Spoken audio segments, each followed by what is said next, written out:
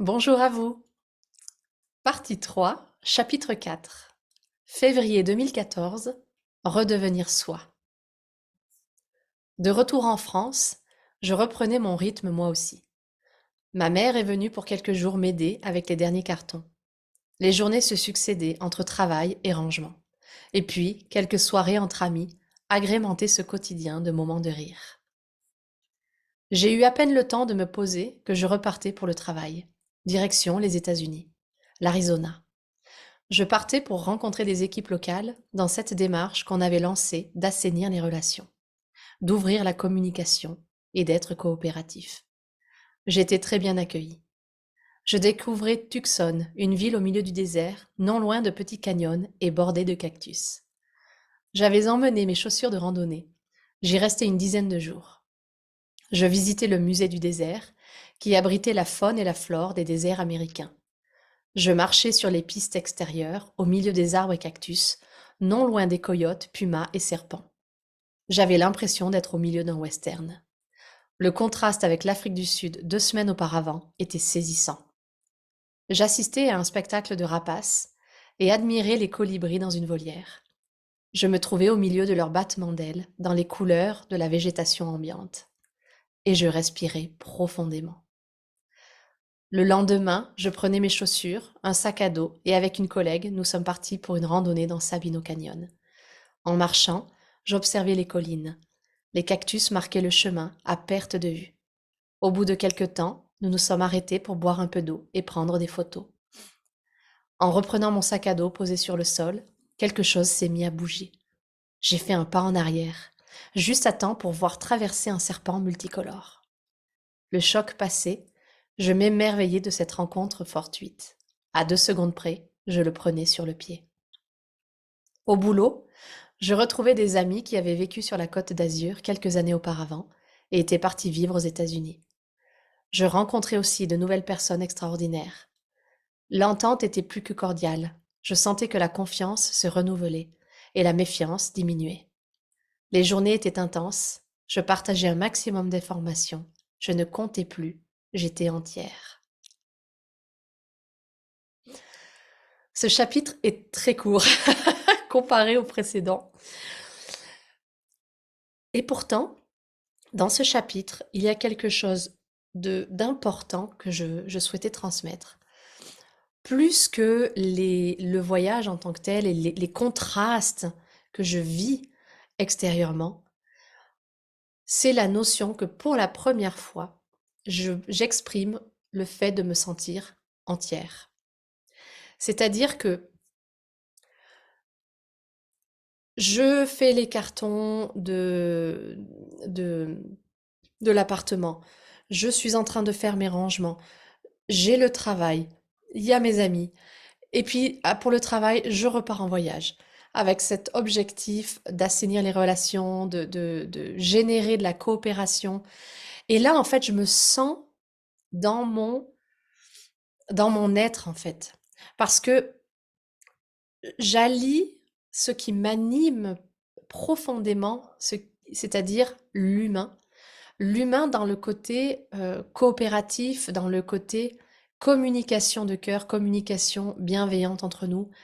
Euh, Assainir, c'est même pas tellement assainir, c'est créer du de l'amour en fait, avec je parle là de l'amour entre les gens en tout cas, dans le travail, la possibilité d'avoir des relations qui sont saines, qui sont cordiales, coopératives, qui font qu'on a envie d'avancer. Et j'ai presque eu le sentiment, en fait, quand j'étais là-bas, d'avoir une mission, je le dis avec le recul et avec beaucoup d'humilité, de, d'être présente, en fait, pour permettre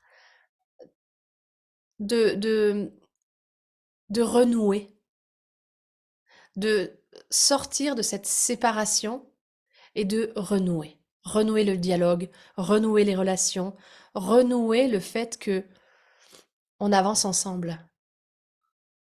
Et lors de ce voyage, je prends mes chaussures de randonnée et je vais me balader, je vais découvrir en fait les canyons de l'Arizona et je me sens complète et entière. Pourquoi est-ce que je me sens complète et entière à ce moment-là? Nous sommes en février. Euh, bah, je, je pense, avec le recul, parce qu'à l'époque je ne le sais pas spécialement, avec le recul, je sens qu'en fait, il y a beaucoup de choses qui sont en train de se mettre en place pour me faire avancer vers qui je suis. Le titre du chapitre, c'est Revenir à soi. En fait, c'est un espèce de début, une amorce, après le voyage en Afrique du Sud, où en fait je me retrouve dans cette connexion totale au vivant. Eh bien, donc c'est une connexion avec l'extérieur. Eh bien, je me retrouve à ce moment-là, quand je suis en Arizona, avec le contraste d'aller plutôt dans une connexion avec mon intérieur et de d'aller retrouver en fait cet être à l'intérieur qui me permet en fait d'être moi, d'être dans ma joie. Et je me rends compte en fait que le fait d'être dehors, d'être dans ce contact avec la nature, en fait, quel que soit le lieu sur la terre, me fait me sentir en connexion avec moi. Et je me retrouve de nouveau avec cette magie, ce hasard, hein, je mets des guillemets à hasard évidemment, qui me font en fait, euh, je sais pas si on peut dire échapper à une morsure de serpent, mais c'est presque ça quand même. C'est que je pose mon sac et puis, et puis en fait, en levant le sac, à 1 mètre devant, il y a un serpent qui sort. Et c'est magique parce que je me dis, mais à une seconde près, à un pas près, à tous ces instants-là, c'est un pas près, un instant près, il aurait pu se passer quelque chose, mais ce n'est pas le cas. Et au contraire, je vis une rencontre avec un serpent, qui est d'ailleurs magnifique, hein, ce serpent, qui passe devant moi. Et moi, maintenant, à ce moment-là, je commence en fait, et je le dis, je suis encore dans l'émerveillement de la rencontre fortuite. L'émerveillement, au fur et à mesure de cette histoire, hein, depuis le moment où j'ai démarré partie 1, ou au moment où là j'en suis partie 3, chapitre 4, l'émerveillement s'est graduellement remis dans ma vie et l'émerveillement et l'énergie que j'ai graduellement repris à l'intérieur de moi, avec laquelle je me suis reconnectée. Et l'émerveillement, en fait, c'est l'énergie, c'est le ressenti qui nous permet d'être connectés avec le tout. Parce que c'est une énergie extrêmement pure, c'est une vision pure des choses. Je ne parle pas de naïveté, je parle d'émerveillement et de le voir, en fait, de voir les choses avec cet œil émerveillé, cet œil un peu d'enfant qui, qui fait en fait que la vie est juste fabuleuse. Fabuleuse. Et oui, je travaille beaucoup, mais je me permets, dans mes phases de travail, je me permets des temps pour moi. Et ça, c'est nouveau. Dans le sens où c'est nouveau de manière consciente, de manière à retrouver, je vous parlais dans le chapitre 1 de ce petit déséquilibre que j'avais entre le travail et la vie privée, mais de retrouver en fait cet alignement intérieur qui fait que ouais, je me sens bien. Et je tiens à préciser maintenant, puisque ça me vient à l'esprit, la problématique, la situation n'est pas du fait d'avoir un déséquilibre travail-vie privée. Je tiens à le préciser de manière très claire. C'est pas un problème en soi. La problématique vient du fait que dans ce travail-là, comment je me sens?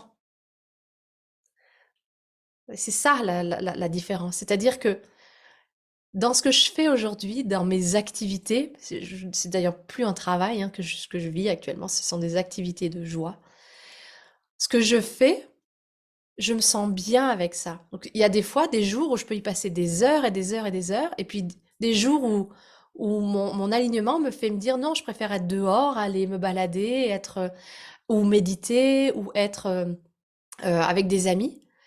Mais je ne ressens plus cette espèce d'obligation ou cette espèce de sentiment euh,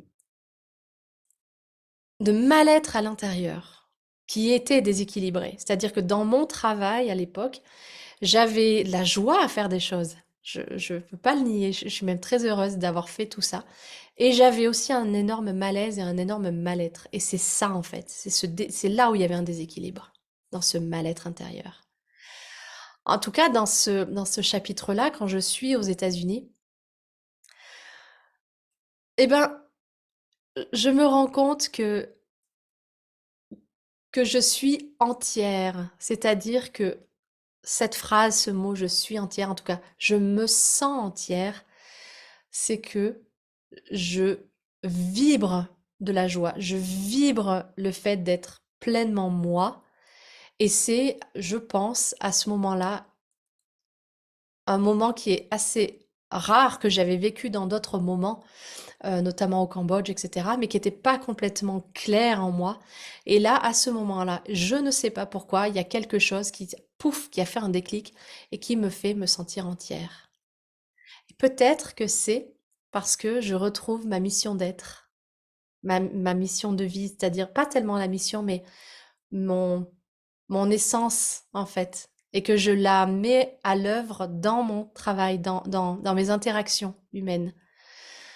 Pas que dans le côté travail, mais dans le côté de l'être. C'est plutôt, je commence à toucher du doigt, mais c'est vraiment ultra subtil, l'être plutôt que le faire. Et en étant dans l'être plutôt que le faire, à un moment donné, cela m'inspire des actions. Cela m'inspire des faire qui sont incarnés et qui sont du coup avec beaucoup plus d'impact et, et de, et de teneur que si j'étais dans le faire, depuis le faire. Voilà, je vous souhaite une très très belle journée et puis je vous dis à bientôt pour le chapitre 5.